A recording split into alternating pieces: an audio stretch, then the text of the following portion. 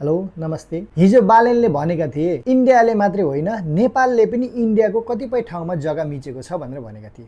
यो कुरालाई लिएर बालेनलाई तिमीहरूले गाली नगर। बालेन तिमीहरू भन्दा लाखौं गुणा बेटर छ। म यति कुरामा ढुक्क छु कि बालेनले चाहिँ नराम्रो काम गर्दै गर्दैनन्, देशलाई आज आउने काम गर्दै गर्दैनन्। जो बोलेका छन् वो सत्य बोलेका छन्, भएको कुरो बोलेका छन्। 35 वर्षमा तिमीहरूले देश लुट्ने र अहिले चाहिँ तिमीहरू राष्ट्रवादी भनेर चाहिँ बालेनलाई गाली गर्ने। बालेनले अहिलेसम्म केही लुटेको छ?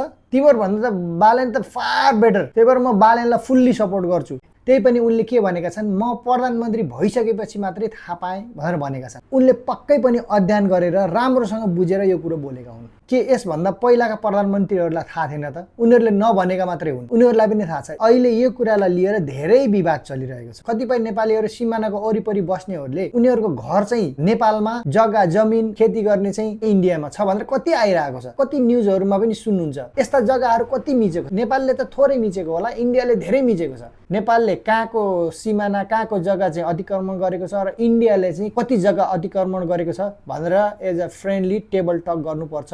हामीले चाहिँ त्यसरी प्रस्ताव गरेका छौँ र त्यसमा चाहिँ के एड गरेका छन् नि, त्यसको लागि चाहिँ अझ इङ्ल्यान्ड उनले चाहिँ सामेल गर्ने भन्ने कुरा गरेका छन्। तपाईँलाई के लाग्छ? बालेनले झुटो कुरा गरेका हुन्? तपाईँको आफ्नो विचार चाहिँ कमेन्टमा लेख्नु होला। धन्यवाद।